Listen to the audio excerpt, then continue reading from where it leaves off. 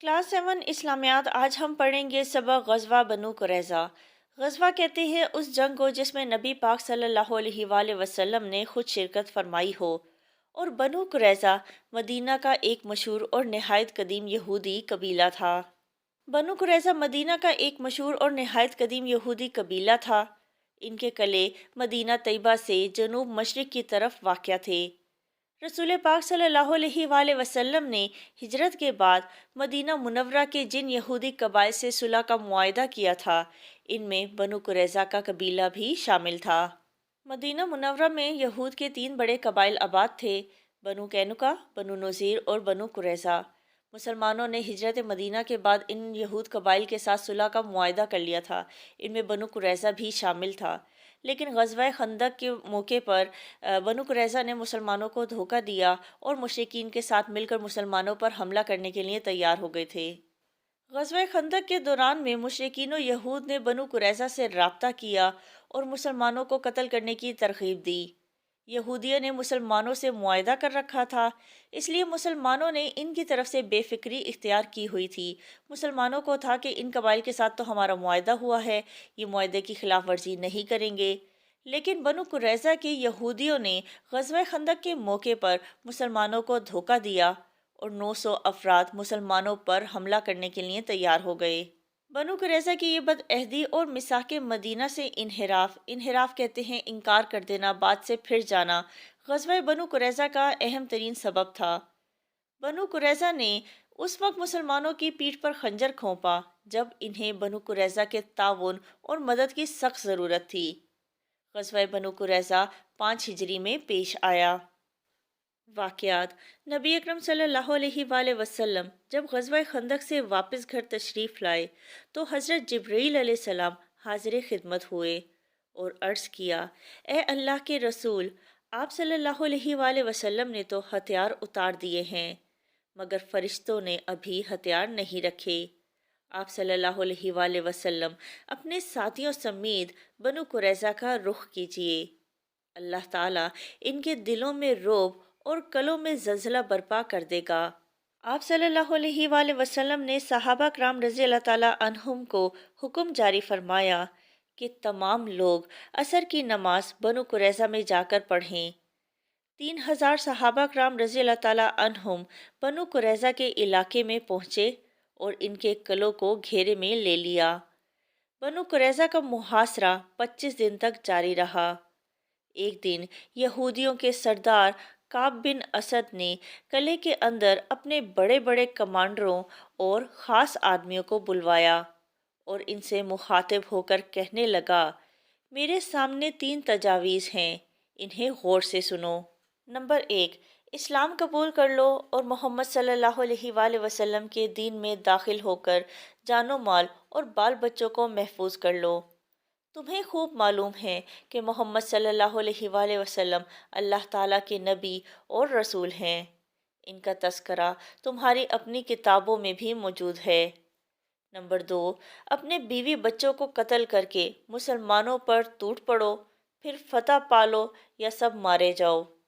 Number 3، ہفتے کے روز دھوکے سے مسلمانوں پر ٹوٹ پڑو، کیونکہ انہیں یقین ہوگا کہ آج کے دن یہود حملہ نہیں کریں گے۔ یہودیوں نے کعب بن اسد کی یہ تمام تجاویز مسترد کر دیں یعنی رد کر دیں، اور ان میں سے کوئی بات قبول نہ کی۔ اب بنو قریظہ کے پاس ایک ہی راستہ تھا کہ وہ مسلمانوں کے سامنے ہتھیار ڈال دیں۔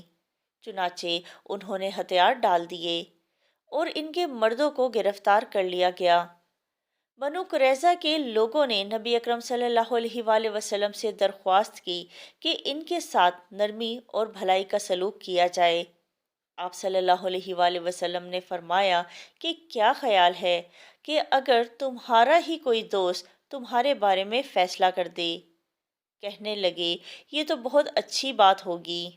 بنو قریظہ قدیم زمانے سے قبیلہ اوس کے دوست چلے آ رہے تھے۔ پھر یہودیوں کی خواہش پر قبیلہ اوس کے سردار حضرت سعد بن معاذ رضی اللہ تعالیٰ عنہ کو فیصلے کا اختیار سونپا گیا۔ یہودی جانتے تھے کہ وہ بدعہدی اور غداری کر کے بہت بڑی غلطی کا ارتکاب کر چکے ہیں۔ ارتکاب کہتے ہیں کوئی گناہ کر دینا یا بہت بڑا جرم کر دینا۔ اس کی تلافی ممکن نہیں۔ اس کے باوجود انہیں حضرت سعد بن معاذ رضی اللہ تعالیٰ عنہ سے پرانے تعلق کی بنا پر معافی کی امید تھی۔ غزوہ خندق میں حضرت سعد بن معاذ رضی اللہ تعالیٰ عنہ کے بازو میں تیر لگ گیا تھا، جس کا وہ مدینہ منورہ میں علاج کروا رہے تھے۔ آپ خاتم النبیین صلی اللہ علیہ وآلہ وسلم نے انہیں فیصلہ کرنے کے لیے بلوا لیا۔ حضرت سعد بن معاذ رضی اللہ تعالیٰ عنہ کے قبیلے کے لوگوں نے ان سے درخواست کی کہ بنو قریظہ کے ساتھ شفقت کا معاملہ فرمائیں، لیکن حضرت سعد بن معاذ رضی اللہ تعالیٰ عنہ نے فرمایا وقت آ گیا ہے کہ اللہ تعالیٰ کے دین کے معاملے میں سعد کو کسی ملامت کرنے والے کی ملامت کا ڈر نہ ہو۔ ملامت کرنا یعنی لان تان یا ڈانٹ ڈپٹ کرنا۔ پھر انہوں نے فیصلہ سنایا۔ نمبر 1، بنو قریظہ کے تمام مردوں کو قتل کر دیا جائے۔ نمبر 2، ان کی عورتوں اور بچوں کو قیدی بنا لیا جائے۔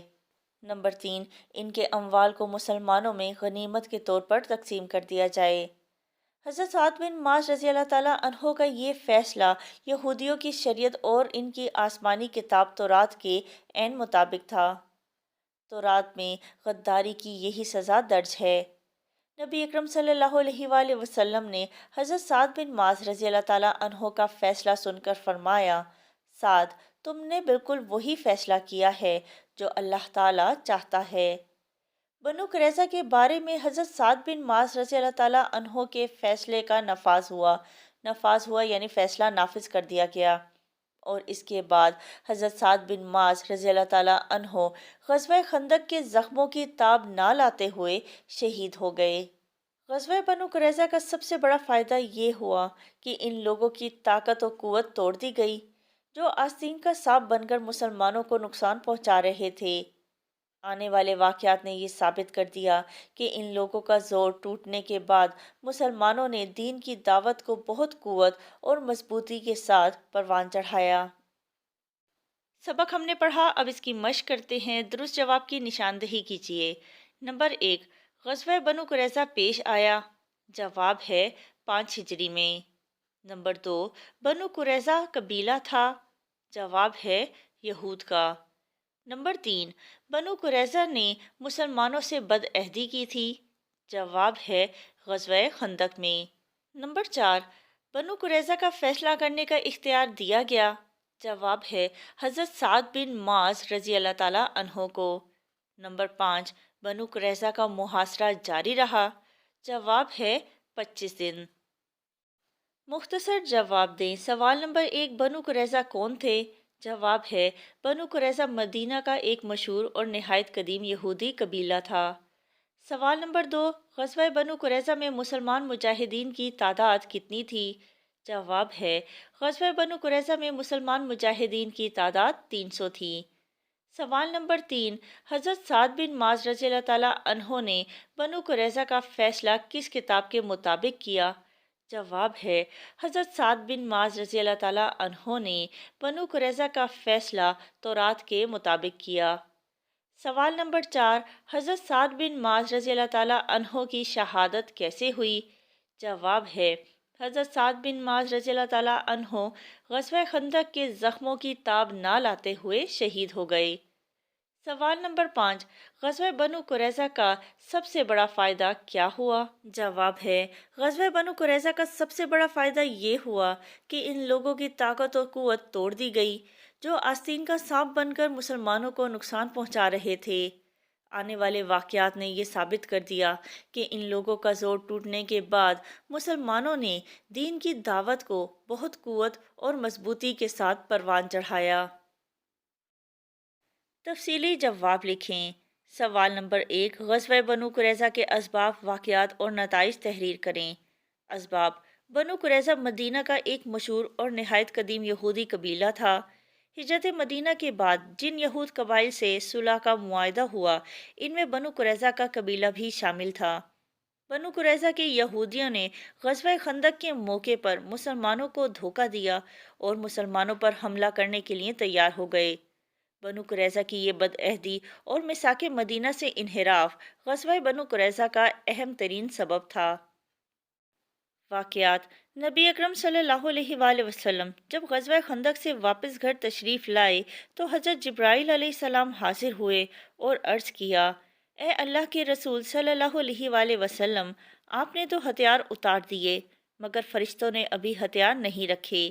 آپ صلی اللہ علیہ وآلہ وسلم اپنے ساتھیوں سمیت بنو قریظہ کا رخ کیجیے، اللہ ان کے دلوں میں رعب اور زلزلہ برپا کر دے گا۔ آپ صلی اللہ علیہ وآلہ وسلم نے صحابہ کرام رضی اللہ تعالیٰ عنہم کو حکم جاری کیا اور فرمایا: تمام لوگ عصر کی نماز بنو قریظہ میں جا کر پڑھیں گے۔ 3000 صحابہ کرام رضی اللہ تعالیٰ عنہم نے ان کے قلعوں کو گھیر لیا اور بنو قریظہ کا محاصرہ 25 دن تک جاری رہا۔ بنو قریظہ کے یہودیوں نے مسلمانوں کے آگے ہتھیار ڈال دیے۔ یہودیوں کی خواہش پر قبیلہ اوس کے سردار حضرت سعد بن معاذ رضی اللہ تعالیٰ عنہ کو بنو قریظہ کے فیصلے کا اختیار سونپا گیا۔ آپ رضی اللہ تعالیٰ عنہ نے فیصلہ سنایا کہ بنو قریظہ کے تمام مردوں کو قتل کر دیا جائے، ان کی عورتوں اور بچوں کو قیدی بنا لیا جائے اور ان کے اموال کو مسلمانوں پر غنیمت کے طور پر تقسیم کر دیا جائے۔ حضرت سعد بن معاذ رضی اللہ تعالیٰ عنہ کا یہ فیصلہ یہودیوں کی شریعت اور ان کی آسمانی کتاب تورات کے عین مطابق تھا۔ نتائج: غزوہ بنو قریظہ کا سب سے بڑا فائدہ یہ ہوا کہ ان لوگوں کی طاقت و قوت توڑ دی گئی جو آستین کا سانپ بن کر مسلمانوں کو نقصان پہنچا رہے تھے۔ آنے والے واقعات نے یہ ثابت کر دیا کہ ان لوگوں کا زور ٹوٹنے کے بعد مسلمانوں نے دین کی دعوت کو بہت قوت اور مضبوطی کے ساتھ پروان چڑھایا۔